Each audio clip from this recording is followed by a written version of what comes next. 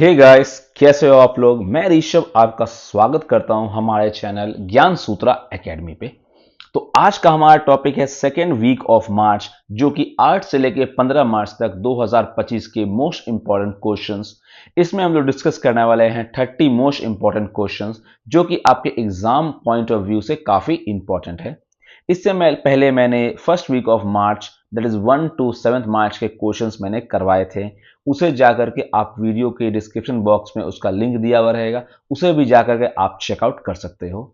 अगर आप चैनल पे न्यू हो तो चैनल को लाइक करना, शेयर करना और चैनल को जरूर सब्सक्राइब करिएगा और वीडियो को एंड तक जरूर देखिएगा और कमेंट जरूर करिएगा कि क्या क्या हम लोग इस पे सुधार कर सकते हैं। अगर आपको वीडियो का पीडीएफ चाहिए तो आप नीचे जा सकते हो, टेलीग्राम चैनल का लिंक दिया हुआ है, वहां से आप वीडियो की पीडीएफ को डाउनलोड कर सकते हो। तो बिना कोई टाइम वेस्ट किए हुए लेट्स स्टार्ट अ वीडियो। तो हमारा पहला क्वेश्चन, पहला थीम क्या है? इंपॉर्टेंट डेज का, जो कि इस वीक में आपको हुए हैं। तो पहला 8 March, that is what? International women's day.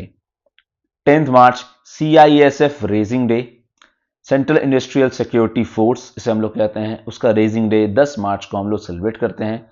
12 मार्च को मॉरिशस नेशनल डे, मॉरिशस का नेशनल डे सेलिब्रेट किया जाता है। 14 मार्च को 3 डे, एक है आपको पाई डे, एक है international day of action for reverse और एक है आपको वर्ल्ड स्लीप डे। आपको पता है कि पाई का वैल्यू क्या है?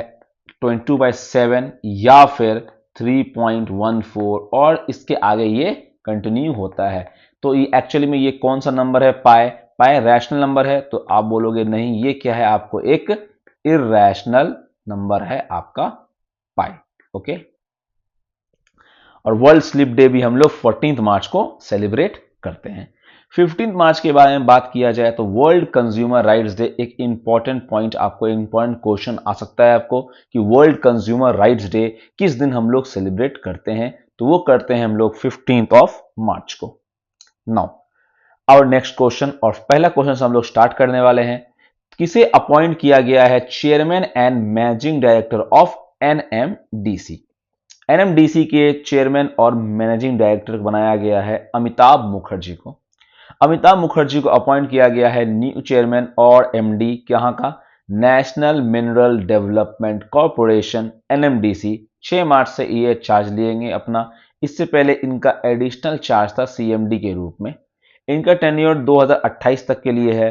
और एनएमडीसी की बात करें तो एनएमडीसी एक पब्लिक सेक्टर अंडरटेकिंग है जो कि मिनरल एक्सप्लोरेशन पे फोकस करता है और हेडक्वार्टर्स एनएमडीसी का हैदराबाद है। इतना इंफॉर्मेशन आपके लिए काफी है एग्जाम के पर्सपेक्टिव से। ओके। नाउ नेक्स्ट इज एक इंपॉर्टेंट क्वेश्चन है कि 12th एडिशन खंजर एक्सरसाइज का ये किस देश से रिलेटेड है? तो एक्सरसाइज, मिलिट्री एक्सरसाइजेस का क्वेश्चंस आपको एग्जाम में देखने को काफी मिलता है। तो खंजर एक्सरसाइज जो है वो किस देश से रिलेटेड है? India Mongolia, India Uzbekistan, India Kyrgyzstan या इंडिया तजाकिस्तान? तो इसका answer option number C, India Kyrgyzstan. Okay. तो इंडिया किर्गिस्तान के बीच में आपको खंजर एक्सरसाइज हुआ है। और कैपिटल क्या है? अगर बात करूं किर्गिस्तान की, तो किर्गिस्तान का कैपिटल है आपको बिश्केक। उसके अलावा 4 एक्सरसाइज का मैंने नाम लिखा है, डस्ट लेक, काजेन, नोमैडिक एलिफेंट और मालाबार। तो ये कुछ इंपॉर्टेंट है अभी के पर्सपेक्टिव से, तो वो आपको मैं बता दूं। डस्ट लेक किसके किसके बीच में होता है? तो इंडिया और तजाकिस्तान के बीच में आपको, तजाकिस्तान के बीच में आपको एक्सरसाइज है dust, I am very very sorry, it's not Tajikistan, it is Uzbekistan. Okay. India और उज्बेकिस्तान, इंडिया और उज्बेकिस्तान के बीच में है। काजिन जो है ये है इंडिया और कजाकिस्तान के बीच में, कजाकिस्तान के बीच में। नोमैडिक एलिफेंट है इंडिया और मंगोलिया के बीच में। और मालाबार है क्वाड नेशंस के का एक्सरसाइज। क्वाड में कौन कौन से देश आते हैं? तो ये आते हैं India, Australia, Japan and USA. ये 4 नेशन आपको क्वाड में आते हैं जो कि मालाबार एक्सरसाइज करते हैं। तो डस्टली किसके बीच में? इंडिया और उज्बेकिस्तान के बीच में है। Okay. Now moving to next question, the Economist के अनुसार ग्लास सीलिंग इंडेक्स रिलीज हुआ है, उसमें वर्किंग मैन में टॉप पोजीशन पे कौन सा देश रहा है। एक्चुअली में ये जो इंडेक्स है ये आपको शो करता है या ये आपको बताता है कि कितने परसेंट वुमेन वर्किंग क्लास में है या वर्किंग में काम करते हैं, देश की इकोनॉमी में मदद कर रहे हैं। तो इसका आंसर है option number A, that is Sweden. तो स्वीडन में ऑलमोस्ट 82% महिला आपको वर्किंग है स्वीडन के, और स्वीडन ने स्कोर किया है फर्स्ट पोजीशन। और स्वीडन का कैपिटल क्या है आपको, स्वीडन का कैपिटल है आपको स्टॉकहोम। ओके, और अगर आखिरी की बात करें तो आखिरी जो है वो है तुर्की। इससे पहले इसका नाम तुर्की था, चेंज करके तुर्की किया गया है, और कैपिटल तुर्की का है आपको Ankara. Okay, moving to next question. Architect award में अगर सबसे बड़ा अवार्ड है तो वो है आपको प्रिट्जर प्राइज। तो प्रिट्जर प्राइज 2025 के लिए किसे दिया गया है? Riken Yamamoto, David Chipperfield, Liu Jiakun या सीन बेकर। तो इसका answer option number C, that is Liu Jiakun. China के रहने वाले हैं लुई जैकुन, इनको दिया गया है अवार्ड। इससे पहले रिकेन यामामोटो जो कि 2024 में जापान के रहने वाले थे, उन्हें दिया गया था ये अवार्ड। और 2023 में यूके के रहने वाले डेविड चेपरफील्ड को दिया गया था आपको प्रिट्जर आर्किटेक्ट प्राइज। तो इस बार का आंसर क्या है आपको? लुई जियोकॉन। ठीक है, और प्रिट्जर आर्किटेक्ट अवार्ड जो है वो 1979 में हयात फाउंडेशन के द्वारा आपको दिया गया है, स्टार्ट किया गया है। Okay, now next question is which place has been declared as the 58th tiger reserve of the country. तो 58 टाइगर रिजर्व के रूप में किसे डिक्लेयर किया गया है? तो इसका आंसर है option number D, that is Madhav tiger reserve. Madhav tiger reserve जो कि आपको एमपी में है, इसे किया गया है आपको 58 टाइगर रिजर्व के रूप में डिक्लेयर। इससे पहले 57 जो था वो था आपको रातापानी, 56 जो कि था आपको गुरु घासीदास, और 55 था धौलपुर करौली टाइगर रिजर्व। ये कुछ इंपॉर्टेंट है। गुरु घासीदास कहां पे है आपको? तो ये है आपको छत्तीसगढ़ में। Okay, moving to next question. Who won title of the world junior chess championship 2025? World junior chess championship 2025 किसने जीता है? प्रणव वेंकटेश, अरविंद चिदम्बरम, डी गुकेश या आर प्रज्ञानंद। तो इसका आंसर है option number A, that is Pranav Venkatesh. Pranav Venkatesh को मिला है जूनियर चेस चैंपियनशिप अवार्ड।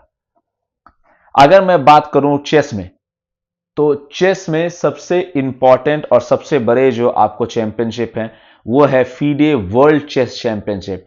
तो डी गुकेश ने इसे जीता है 18 साल की बस उम्र में। और किसको हरा के? तो चाइना के डिंग लेरिन को हरा करके आपको वर्ल्ड चैंपियन बन गए हैं डी गुकेश। अभी रिसेंटली प्रज्ञानंद जो है वो टाटा स्टील चेस चैंपियनशिप को जीते हैं, और किसको हरा के? तो डी गुकेश को ही हरा के आपको आर प्रज्ञानंद जो टाटा स्टील चेस चैंपियनशिप जीते हैं। अगर मैं बात करूं पहले ग्रैंड मास्टर की, तो पहला ग्रैंड मास्टर आपको था विश्वनाथन आनंद, और 85th अभी रिसेंटली बने हैं Shyam Nikhil. World chess day हम लोग सेलिब्रेट करते हैं 20th जुलाई को। ओके, नाउ पहले इंडियन इन्वायरमेंटलिस्ट जिनको रामसर अवार्ड मिला है वेटलैंड कंजर्वेशन के लिए, तो जयश्री वेंकटेश, तनसुखा सिंह, कृष्णा जयशंकर या अंजू राठी राणा। तो इसका आंसर है option number A, that is Jayashree Venkatesh. Jayashree Venkatesh इसका आंसर है। अब रामसर कन्वेंशन आपको पता होना चाहिए कि ये वेटलैंड से रिलेटेड है, और रामसर एक जगह है आपको ईरान में।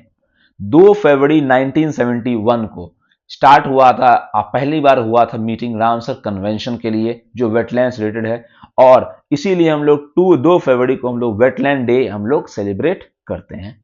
अभी हाईएस्ट नंबर ऑफ आपको रामसर साइट्स की बात करें तो वो यूके में है, लेकिन अगर एशिया की बात करें तो highest number of Ram site हो चुका है इंडिया में, दैट इज 89 नंबर का आपको रामसर साइट बन चुका है। हाईएस्ट बीइंग इन तमिलनाडु में आपको हाईएस्ट आपका रामसर साइट्स है। Okay, moving to next question. Newly elected PM of Canada. Canada के न्यूली इलेक्टेड पीएम कौन है? कनाडा कैपिटल आपको पता है क्या है? ओटावा। और यहां के कैपिटल आपके पीएम कौन बने हैं? तो मार्क कर्नी। ओके, मार्क कैनरी आपको क्या बन गए हैं? PM of Canada. इससे पहले आपको जस्टिन ट्रूडो थे, तो जो कि इनको हरा करके मार्क कैनरी जो आपको हैं वो न्यू पीएम बन गए हैं कनाडा के। ओके, सीआईएसएफ को मैंने बताया अभी रिसेंटली, अभी फाउंडेशन डे हुआ है 10th ऑफ आपको मार्च को।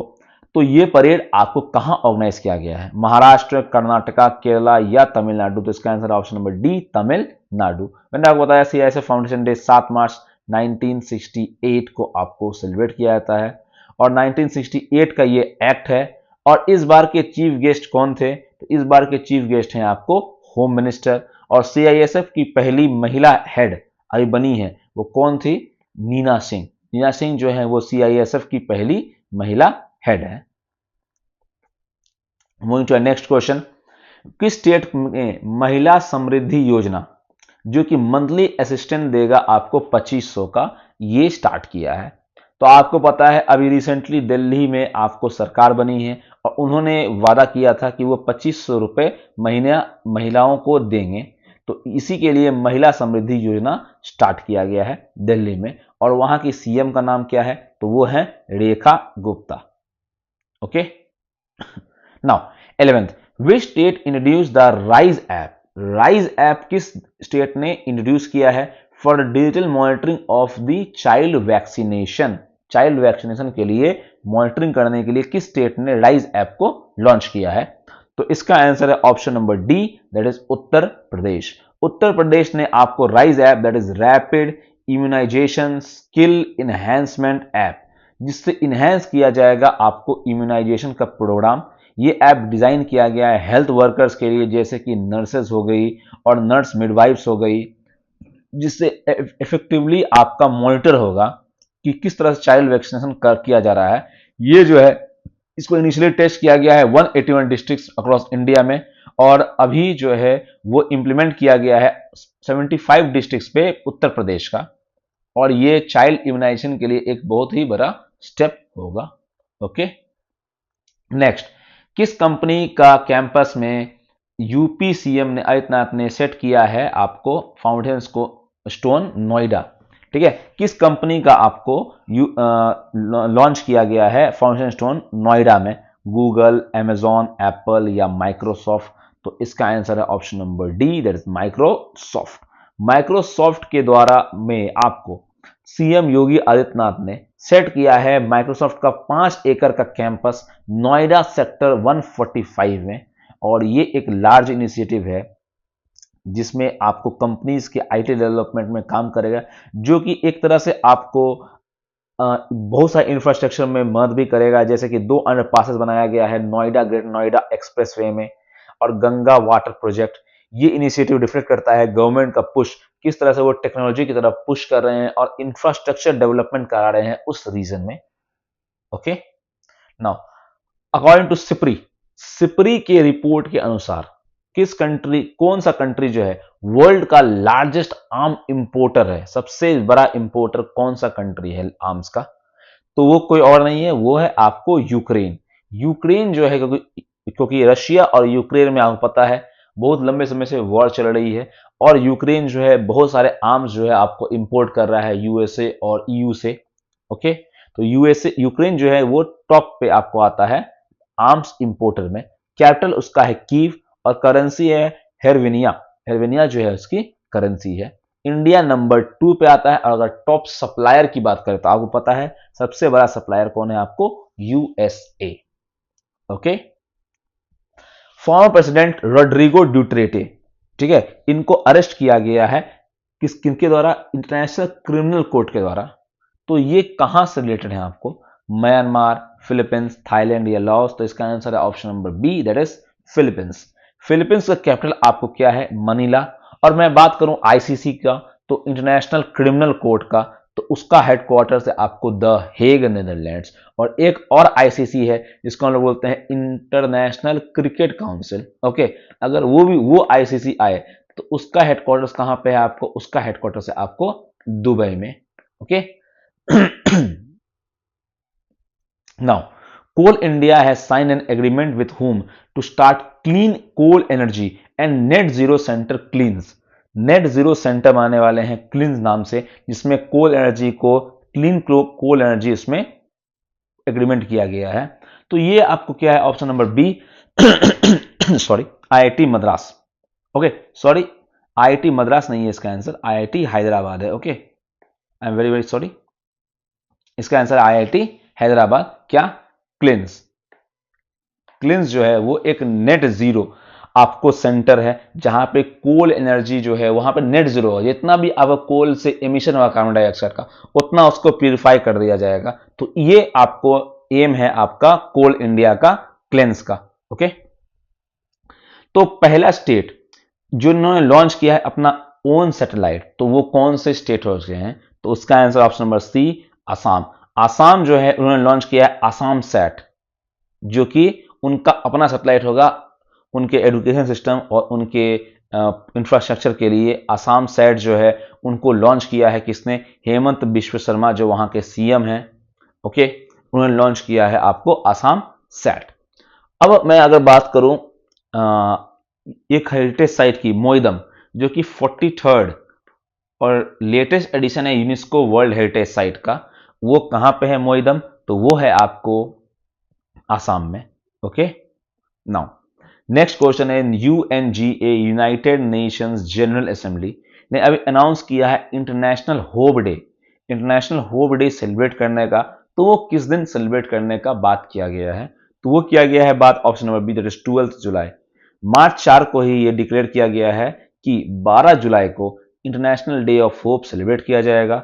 और ये रेजोल्यूशन जो है 161 कंट्री ने वोट किया है फेवर में, इसमें 4 एब्सेंटीज थे, जो कि इसमें इंडिया भी प्रेजेंट नहीं था यूएनजीए में, और 1 वोट जो था वो अगेंस्ट था, जो कि था यूनाइटेड स्टेट्स का ही। ठीक है, लेकिन 12 जुलाई को international day of hope celebrate करने की बात रेजोल्यूशन को पास किया गया है। Okay, which state will host the waves 2025 summit? Waves 2025 summit जो है वो किस सिटी में होस्ट किया जाएगा? तो वो किया जाएगा आपको option number C, that is Mumbai में।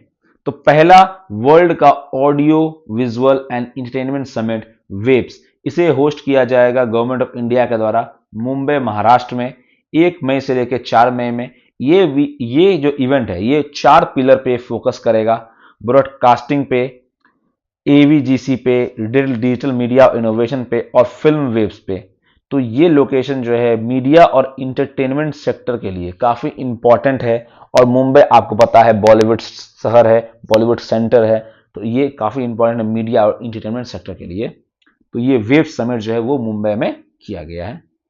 अभी किसे अपॉइंट किया गया? HPCL, Hindustan Petroleum Corporation Limited का सीएमडी। विकास कौशल, रजनीश नारंग, रमेश कुमार या संदीप गुप्ता? तो इसका answer option number A, it is Vikas Kaushal. Vikas Kaushal को अपॉइंट किया गया chairman and managing director of Hindustan Petroleum Corporation Limited HPCL. 5 साल का इनका टर्म रहेगा। ये रजनीश नारंग को सक्सीड करेंगे, जो कि इंटरिम सीएमडी थे। विकी कौशल 30 साल के एक्सपीरियंस के साथ एनर्जी, ऑयल और गैस पावर सेक्टर्स में करते हैं, जो कि इनके लीडरशिप में एचपीसीएल जो है वो एक इंपॉर्टेंट शिफ्ट ले सकता है कंपनी के लीडरशिप स्ट्रक्चर पे। तो इनका नाम है विकास कौशल। ओके, नेक्स्ट क्वेश्चन, कॉर्पेट और बोंगो सागर, ये नेवल एक्सरसाइजेज है। सबसे पहले बात, ये कौन सा एक्सरसाइज है आपको? ये आपको नेवल एक्सरसाइज है। ओके, और ये किसके बीच में होता है? इंडिया और किस कंट्री के बीच में? तो ये है इंडिया और बांग्लादेश के बीच में, कॉर्पेट और बोंगो सागर नेवल एक्सरसाइज। अभी 6th एडिशन हुआ है आपको कोऑर्डिनेटेड पेट्रोल कॉर्पेट का, और 4th edition bilateral exercise Bongo Sagar का। ये एक्सरसाइज जो है वो कहां पे हेल्ड हुए हैं? तो बे ऑफ बंगाल में, जो एम कर रहे हैं इनहेंस करने का maritime security, improve cooperation and combat criminal activities at sea. और ये एक्सरसाइज जो है वो एक नेवल कॉर्पोरेशन, जैसे मैं बताया आपको, एक नेवल कोलैबोरेशन है इंडिया और बांग्लादेश का सिंस 2018, जिसमें फोकसिंग किया जाता है इंटेलिजेंस एक्सचेंज पे, मैरीटाइम पेट्रोल्स पे और ऑपरेशनल इंटर ऑपरेबिलिटी पे दोनों देश के नेवल फोर्सेस के द्वारा। ओके, नेक्स्ट, टॉप कंट्रीब्यूटर कौन रहा है दुबई के एफडीआई में 2024 का? अगर डाटा देखा जाए तो हमारा इंडिया जो है वो टॉप कंट्रीब्यूटर रहा है एफडीआई का। किसके लिए? दुबई के लिए। तो इंडिया जो है एफडीआई दे रहा है दुबई को, जो कि यूनाइटेड नेशंस को, फ्रांस को और यूके को भी सरपास कर गया है। मींस 21.5% जो है टोटल एफडीए का जो दुबई में जा रहा है वो सीधे जा रहा है इस दो कंट्री के बिजनेस टाई के अनुसार। अब क्योंकि दुबई का business friendly environment, tax policy जो कि जीरो टैक्स लगता है और इंफ्रास्ट्रक्चर जो है वो अट्रैक्ट करता है इंडियन इन्वेस्टमेंट को, इसलिए इंडिया की तरफ से काफ़ी ज़्यादा आपको एफडीआई में इन्वेस्टमेंट किया जा रहा है और इसलिए इनका इकोनॉमिक रिलेशनशिप जो है इंडिया और दुबई का वो काफ़ी स्ट्रांग भी हो रहा है। अगर मैं बात करूं दुबई में, तो अभी रिसेंटली दुबई के इंटरनेशनल स्टेडियम पे आपको चैंपियंस ट्रॉफी का फाइनल हुआ है, जिसमें इंडिया ने न्यूजीलैंड को हरा करके, इंडिया ने आपको न्यूजीलैंड को डिफीट करके क्या किया है, चैंपियंस ट्रॉफी को जीता है दुबई इंटरनेशनल स्टेडियम में। ओके, नेक्स्ट, किस कहां पे आपको मैरीन सिक्योरिटी बेल्ट 2025 जो आपको ज्वाइंट एक्सरसाइज है जो स्टार्ट हुआ है आपको गल्फ ऑफ ओमान में, ये एक मैरीन सिक्योरिटी बेल्ट एक्सरसाइज है, नेवल एक्सरसाइज है जो गल्फ ऑफ ओमान में आपको स्टार्ट हुआ है। तो ये किस कंट्री के बीच में हुआ है, तो ये हुआ है आपको ईरान, रशिया और चाइना के बीच में। ये पहली बार 2018 में हुआ था, जो कि आपको marine security belt 2025 exercise Iran में, रशिया में और चाइना में। तो अगर मैं बात करूं, ये तीनों नेशन जो है वो यूएस के एंटी हैं, एंटी यूएस है, तो इन्होंने साथ में मिल करके ये एक्सरसाइज को स्टार्ट किया है। कहां पे किया है, तो गल्फ ऑफ ओमान में। ओके अगर मैं बात करूं आपको ईरान का कैपिटल का, तो ईरान कैपिटल क्या है आपको, तो ईरान कैपिटल है आपको तेहरान। अगर रशिया का तो मॉस्को और चाइना का तो बीजिंग। ओके, इसके अलावा डेजर्ट नाइट, आपको डेजर्ट नाइट एक्सरसाइज जो है वो भी एक ट्राइलेटरल एक्सरसाइज है जो कि है इंडिया, फ्रांस और यूएई के बीच में। और एक एक्सरसाइज है दोस्ती जो कि है इंडिया, मालदीव्स और श्रीलंका के बीच में। तो ये आपको ध्यान में रखना है। नाउ नेक्स्ट क्वेश्चन, ये भी एक इंपॉर्टेंट क्वेश्चन है। कांगेर वैली नेशनल पार्क को अभी रिसेंटली इंक्लूड किया गया है यूनेस्को के टेंटेटिव हेरिटेज लिस्ट में, तो ये किस स्टेट से बिलोंग करता है, तो ये करता है आपको छत्तीसगढ़ से। इससे पहले मैंने बताया आपको छत्तीसगढ़ में एक टाइगर रिजर्व भी है जिसका नाम है गुरु घासीदास टाइगर रिजर्व। ओके, तो कांगेर वैली आपको छत्तीसगढ़ में है। यूनेस्को वर्ल्ड हेरिटेज साइट की बात करें तो total number of 43 heritage site है, जिसमें एक आपको मिक्स्ड हेरिटेज साइट है। वो कौन सा है, वो है आपको कंचनजंगा, कंचनजंगा, ठीक है, कंचनजंगा जो कि आपको सिक्किम में होता है, उसे हम लोग कहते हैं मिक्स्ड हेरिटेज साइट। ओके, और टोटल 43 हैं। सबसे लेटेस्ट एडिशन है मोइदम। उससे पहले होयसलेश्वर टेम्पल, मोइदम मैंने आपको बताया कि आसाम में है, होयसलेश्वर टेम्पल जो है आपको कर्नाटका में है, और शांति निकेतन जो कि वेस्ट बंगाल में आपको शांति निकेतन है। ओके, अभी पीएम नरेंद्र मोदी ने इनॉग्रेट किया है Atal Bihari Vajpayee institute of public service and innovation. तो ये कहां पे आपको इनॉग्रेट किया गया है, तो ये इनॉग्रेट किया गया है आपको मॉरिशस में। तो अभी मैंने बताया आपको 12 मार्च को मॉरिशस डे हम लोग सेलिब्रेट करते हैं, और इसी में आपको गए हुए थे पीएम मोदी, ठीक है, इनके नेशनल डे को सेलिब्रेट करने के लिए। और यहां पे उन्हें सबसे पहले उन्हें एक वहां का सबसे सर्वोच्च अवार्ड मिला है जो कि है grand commander of the order of the star and की ऑफ द इंडियन ओशन। ये एक हाईएस्ट सिविलियन अवार्ड है मॉरिशस का जो दिया गया है पीएम मोदी को। और इससे पहले आपको बारबाडोस का भी अभी रिसेंटली मैंने पिछले वीडियो में बताया था, order of freedom of Barbados, वो भी आपको दिया गया है पीएम मोदी को, ये अभी रिसेंटली अवार्ड मिला है, और 12 मार्च को ये अवार्ड मोदी जी को दिया गया है। मॉरिशस की बात करें तो मॉरिशस कैपिटल है आपको पोर्ट लुई। ओके, अब अटल बिहारी वाजपेयी जी के बारे में बात किया जाए तो उनके नाम पे गुड गवर्नेंस डे सेलिब्रेट किया जाता है, जो कब होता है, 25 दिसंबर को। Okay, next question is gold mercury award 2025। Gold mercury award किसे दिया गया है 2025 में, तो वो दिया गया है आपको दलाई लामा को। ये जो है करेंटली 14 नंबर के दलाई लामा है और वो डिसाइड कर रहे हैं धर्मशाला, हिमाचल प्रदेश से उनका हेडक्वार्टर्स है। तो गोल्ड मर्करी अवार्ड दिया गया है दलाई लामा जी को। Next question is medal tally की बात करें तो खेलो इंडिया विंटर गेम्स जो खेलो इंडिया विंटर गेम्स हुआ है 2025 में, तो मैं बता दूं ये दो जगह आपको दो संस्करण में होता है, पहला लद्दाख, दूसरा आपको जम्मू एंड कश्मीर में। तो इस बार मिलिट्री में सबसे टॉप पोजीशन में कौन रहा है, तो वो रहे हैं इंडियन आर्मी, और नंबर 2 पे रहे हैं आपको हिमाचल प्रदेश। ओके, तो बात करूं नंबर, इसका आंसर क्या है आपको इंडियन आर्मी। फिफ्थ खेलो इंडिया विंटर गेम्स जो है वो सक्सेसफुली हेल्ड हुआ है दो फेज में, मैंने बताया आपको, एक लद्दाख में, एक जम्मू एंड कश्मीर में। ये गेम्स जो है वो विंटर स्पोर्ट्स को प्रमोट करता है और एक प्रोवाइड करता है एथलीट्स को प्लेटफॉर्म जो कि स्नो बाउंड रीजन्स में रहते हैं। ओके, अगर टैली की बात किया जाए तो नंबर 1 पे आपको है Indian army, 7 gold, 5 silver, 6 bronze के साथ टोटल 18 मेडल्स के साथ। और हिमाचल प्रदेश का भी टोटल नंबर ऑफ मेडल्स 18 ही है, लेकिन एक गोल्ड मेडल उसका कम है, इसलिए हम लोग सेकंड नंबर पे आ गया है आपको हिमाचल प्रदेश, और थर्ड पे है आपको लद्दाख। ये तीन आपको ध्यान में रखने हैं। Okay, now new president and CEO कौन बन गया है होंडा कार्स का? होंडा कार्स का न्यू प्रेसिडेंट और सीईओ कौन है? तो इसका आंसर है option number A, that is Takashi नाकाजीमा। Takashi नाकाजीमा को न्यू प्रेसिडेंट बनाया गया है होंडा कार्स इंडिया लिमिटेड का। 1 अप्रैल से ये इफेक्टिव होंगे। ये करेंगे टाकुयु सुमुरा को सक्सीड, जो कि रिटायर हो रहे हैं होंडा हेडक्वार्टर से इन जापान। 3 साल का टेन्योर था इनका इंडिया में। और आपको पता है कि होंडा जो है एक बहुत बड़ी कंपनी है कार्स की, जो कि इंडिया में सक्सेसफुली रन कर रही है अपनी बिजनेस को। ओके, कौन सा ब्रांड का रैंक किया गया है third most valued brand in India in the U government India value rankings?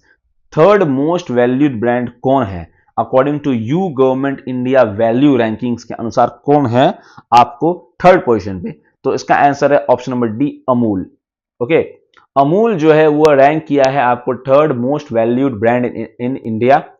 इसके अनुसार आपको फर्स्ट पे है अमेजॉन और सेकंड पे है आपको फ्लिपकार्ट।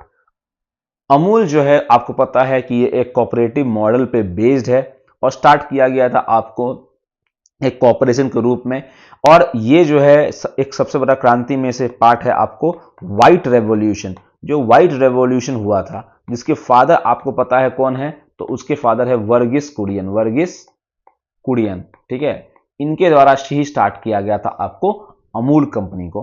ओके, और अमूल जो है अभी टॉप थर्ड रैंक में आता है आपको most valued brand in India में। ओके, किसे अपॉइंट किया गया है फेडरल बैंक का पहला एवर एम्बेसडर? फेडरल बैंक का फर्स्ट एवर एम्बेसडर अपॉइंट किया गया है विद्या बालन जी को। विद्या बालन जी को अपॉइंट किया गया है फेडरल बैंक का पहला एम्बेसडर।